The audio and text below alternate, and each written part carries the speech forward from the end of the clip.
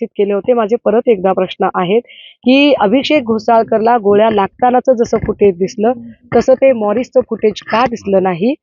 आत्महत्यासाठी एक गोळी जरी मारून घेतली तरी माणसाचा जीव जाईल. मग आपण असं गृहीत धरू किंवा दुसरी गोळी पण लागली, पण एकच माणूस स्वतःला 4 गोळ्या मारून घेऊ शकतो का?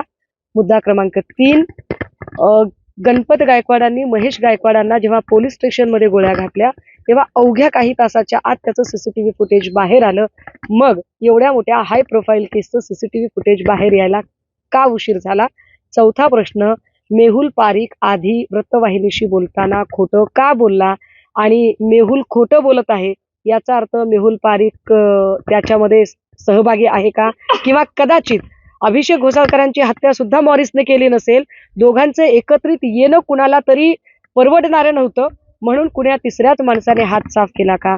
हाय प्रोफाईल केस आहे आणि निश्चितपणे त्याचा फार मुळाशी जाऊन तपास व्हायला हवा. एबीपी माझा, उघडा डोळे बघा नीट.